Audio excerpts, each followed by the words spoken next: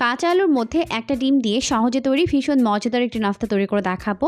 প্রিয় দর্শক, আসসালামু আলাইকুম, welcome back to my channel cooking studio by Aurin. হাতে মাত্র 5 মিনিট সময় থাকলে দারুণ মজার এই নাস্তাটি কিন্তু যে কেউ তৈরি করে ফেলতে পারবেন। খেতে কিন্তু ভীষণ মজার হয়। আশা করছি রেসিপিটি অনেক বেশি ভালো লাগবে। নাস্তা তৈরি করার জন্য এখানে নিয়েছি 3টি বড় সাইজের আলু, আর আলুগুলোকে এরকম কাট করে কেটে নিয়েছে। আপনারা চাইলে ছুরি কিংবা বটির সাহায্যে এভাবে কেটে নিতে পারবেন। এরপর এটাকে একটি সাইডে রেখে দিচ্ছে। এখন এখানে একটি বোল নিয়েছি, আর এই বোলের মধ্যে একটি ডিম ভেঙে নিলাম। এরপর এই ডিমটিকে একটি সাইডে রেখে দিচ্ছে। এখন এই আলুর মধ্যে দিয়ে দিচ্ছি 1/2 চামচ পরিমাণ লবণ। লবণ দেওয়ার পর আলুর সঙ্গে খুব ভালো করে মিশিয়ে নিব। এতে করে কিন্তু আলুগুলো অনেক বেশি নরম হয়ে যাবে, আর আলুতে থাকা এক্সট্রা পানিটাও বের হয়ে যাবে। তো এভাবে ভালো করে আলুর সঙ্গে লবণটিকে মিশিয়ে নিতে হবে। মিশিয়ে নেওয়ার পর এখন এটাকে একটু সাইডে 5 মিনিটের জন্য রেখে দিচ্ছে। এরপর ফিরে এলাম 5 মিনিট পর, আর এখন দেখতেই পাচ্ছেন আলু থেকে কিন্তু অনেকটাই পানি বের হয়েছে। এখন আমি আলুগুলোকে ভালোভাবে চিপে এক্সট্রা পানিটাকে ঝরিয়ে একটি বোলের মধ্যে নিয়ে নিব। তো সম্পূর্ণ আলু থেকে পানিগুলোকে ছড়িয়ে নেওয়ার পর এখন আমি এটাকে একটি বোলের মধ্যে নিয়ে নিয়েছি। এরপর এর মধ্যে দিয়ে দিলাম 2 টেবিল চামচ পরিমাণ পেঁয়াজ কুচি, 1/2 চামচ পরিমাণ লাল মরিচের গুঁড়া, খুবই সামান্য পরিমাণে হলুদের গুঁড়া, 1/2 চামচ পরিমাণ দিয়ে দিলাম আদা বাটা, আর 1/2 চামচ পরিমাণ রসুন বাটা, 1 চামচ পরিমাণ কাঁচামরিচ কুচি, আর সামান্য পরিমাণে লবণ দিয়ে প্রথমে খুব ভালো করে মশলার সঙ্গে আলুগুলোকে মিশিয়ে নিব।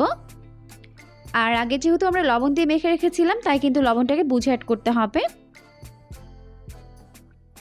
প্রথমে মিশিয়ে নেওয়ার পর এখন এর মধ্যে দিয়ে দিচ্ছি 1/2 চামচ পরিমাণ টেস্টিং সল্ট, 1/2 চামচ পরিমাণ দিয়ে দিচ্ছি টালা জিরার গুঁড়া।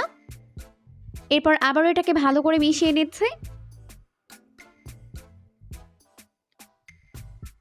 মিশিয়ে নেওয়ার পর এখন আমি এর মধ্যে আগে থেকে ভেঙে নেওয়া ডিমটিকে দিয়ে দিচ্ছে। ডিম দেওয়ার পর আবারও সব কিছুকে একত্রে ভালো করে মিশিয়ে নিব।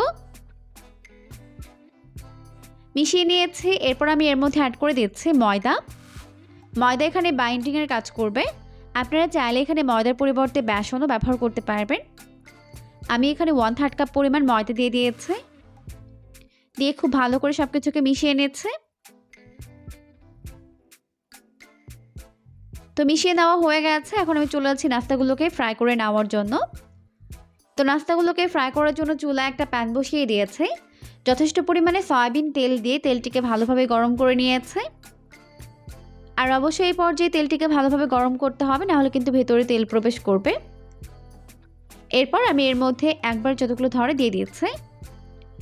এইভাবে একটি একটি করে নাস্তার শেপগুলোকে দিয়ে দিব। সবগুলো নাস্তার শেপ দেওয়ার পর এখন এটাকে উল্টে পাল্টে 2 পাশ গোল্ডেন ব্রাউন করে ফ্রাই করে নিব। তো 1 মিনিট হয়ে গেছে। এখন আমি এটাকে উল্টে দিচ্ছি অপর পাশটিকে ফ্রাই করে নেওয়ার জন্য। আর দেখতেই পাচ্ছেন একটা সাইডে কত সুন্দর একটা কালার চলে এসেছে। উল্টে পাল্টে এভাবে নাস্তাগুলোকে 2 পাশ গোল্ডেন ব্রাউন করে ফ্রাই করে নিব।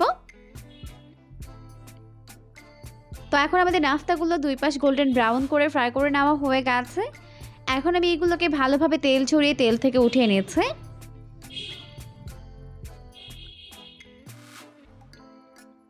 তো সবগুলো নাস্তা আমি ভালোভাবে তেল ছড়িয়ে তেল থেকে উঠিয়ে নিয়েছি।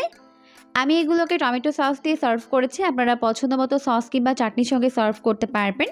খেতে কিন্তু ভীষণ মজার হয়েছে। অবশ্যই বাসায় ট্রাই করবেন, দেখবেন পরিবারের সবাই অনেক বেশি পছন্দ করবে আর অনেক মজা করে খাবে। আর এরকমই নতুন রেসিপি পেতে চ্যানেলটিকে সাবস্ক্রাইব করতে কিন্তু একদমই ভুলবেন না। পরবর্তী ভিডিও দেখার আমন্ত্রণ জানিয়ে আজকের মতো বিদায় নিচ্ছি। সবাই অনেক বেশি ভালো থাকবেন। আল্লাহ হাফেজ।